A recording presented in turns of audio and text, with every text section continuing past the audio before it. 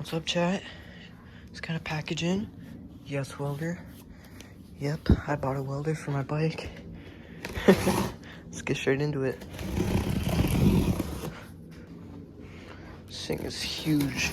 They sent it in a box that's way too big. Because this package accidentally forgot to turn off Amazon thing, so let's get into it. Alright.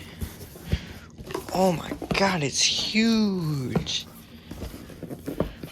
This is it's a 5-in-1 welder. Alright, so here's the welder. Alright, just got the welder. Here's the welder. Let's take it out.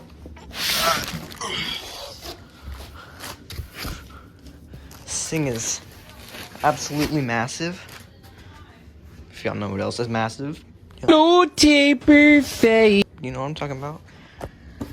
Alright, so here's a box of welding tools. Let's start with that. This is what comes in it. Right there. Alright, well, here's the adapter for 220 volt to 110. Different rollers and instructions. The gas hose. Electrode for stick welding. The negative clamp. And the MIG torch. So start opening these. I'm only going to be opening this one, I think. We'll see. Alright, so this is the MIG torch. It's looking pretty big. That ball joint right there is sick. And yeah, it's huge. Now, let's open the ground clamp. There we go. Thing's big. Let's see what kind of tension's on it. Oh yeah, it's got good tension. We're perfect. The little copper piece right there is perfect, bro. Alright, enough waiting. Let's unbox this welder now. Okay, you just have to pull the plastic off. Here's the fitting for the gas hose. I will be eventually running gas on it, but just temporarily, I'll be running flux core until I get enough money for a bottle. This thing is actually super light, but everything in the box is heavy. This is for the, whatchamacallit? I don't even remember. You plug that in for the MIG hose. And same with this piece right here is where the MIG torch right there goes into. So let's get that done. All these right here line up perfectly. Then you just thread this piece on so it doesn't come back off. I do not remember what this goes to. So, oh, this goes here. You put it in negative, like that. Then the ground clamp goes on the positive for MIG welding with flux core. Alright, sorry about this background noise, just my parents. Ground clamp goes there, and should be a half twist, yep. And then boom, we're ready to weld. Cut the zip tie, bro.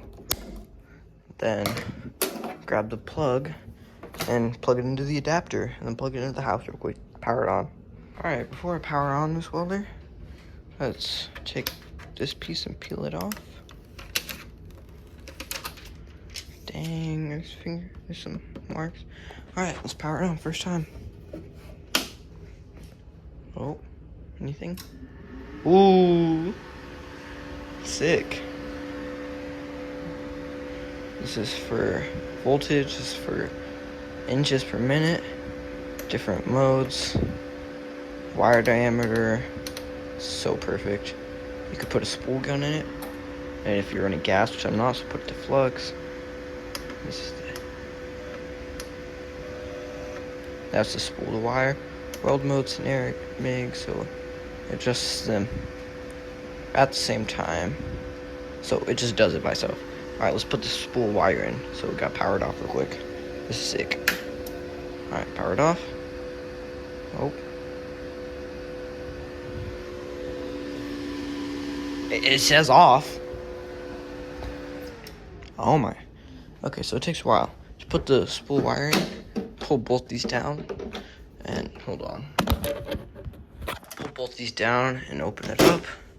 Then spin this off once you get a grip. I gotta stop recording for that. Sorry, guys.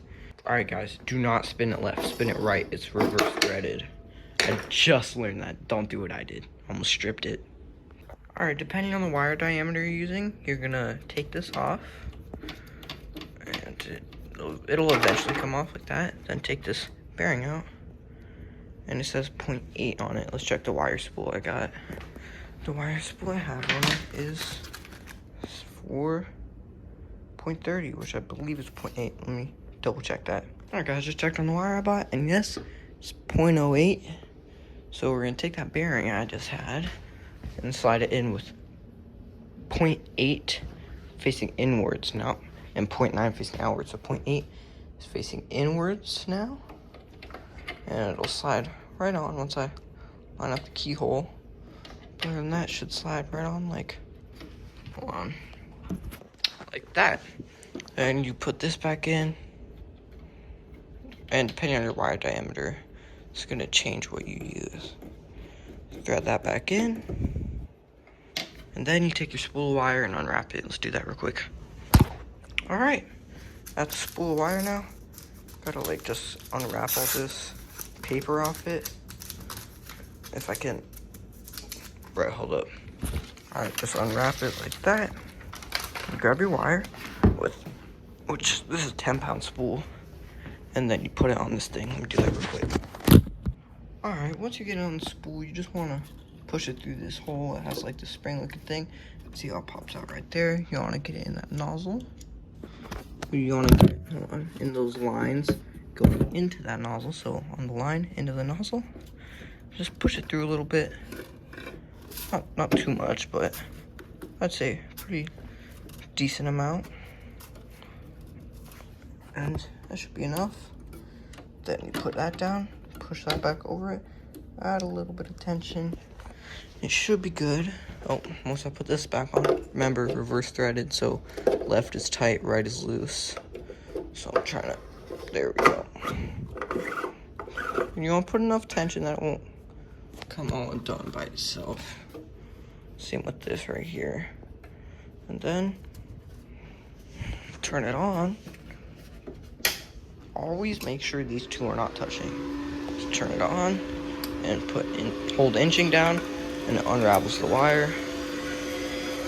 So, oh, we gotta check one more thing before we do this. Just turn it back off. Sorry, welder. But we gotta turn it off to check the nozzle. Is there a tip in it? Aha, there is a tip. You don't want tips in it where you're feeding wire, so let's take it out real quick. It's just as simple as unthreading this big piece right here. Let's see if I can get my phone to balance. Simple as unthreading this big piece right here, and then that tip right there, you need the tool to get it off, but oh, it's already loose enough. Perfect.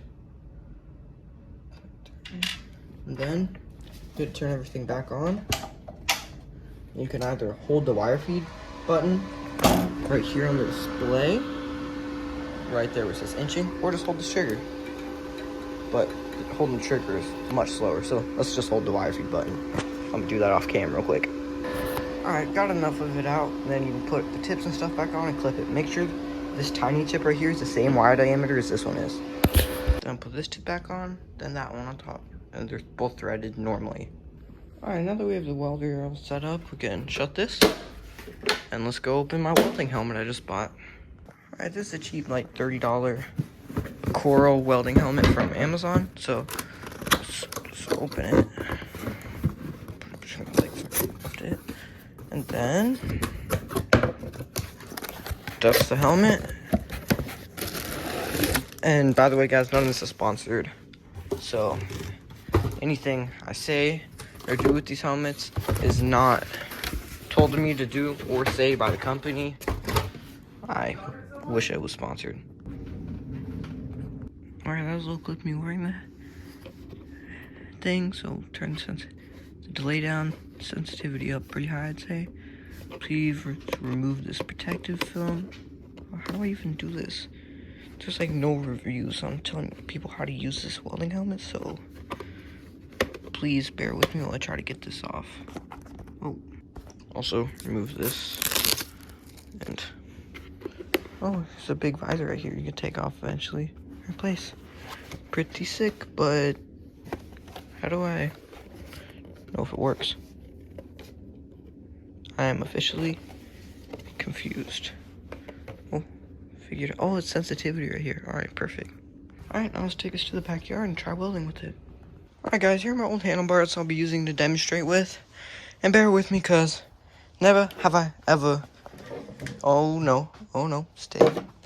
Never have I ever tuned a welder to the right settings myself. If I ever welded, it was on my neighbor's welder, and he would just set it up for how I needed it. So this is gonna be a first for me, doing something on my own and tuning the amperage and stuff right. So bear with me. I'm gonna do a test weld now. I might record some later. Alright, a little bit sketchy on this helmet, but it works. Got some little blobs right there, just, you know, to test it. And now let's go get some scrap metal to weld together. Alright, well, I don't really have anything to weld, so this razor scooter must do. I'm gonna weld these handlebars so they don't jiggle anymore. So I'm just gonna put some tacks and then do it. Yeah, let's do it. Why not? Alright, guys, well, I didn't weld that scooter. It was just too thin, and I, hadn't done anything yet. But here's some piece of steel I welded. This is like the first one I did. This is like the second one I did right here. I think one of the good welds was right here. Still was warming up to it. Then right here is when I was starting to get way better at it. I still need a chipping hammer. I tried making one, but it doesn't work that well.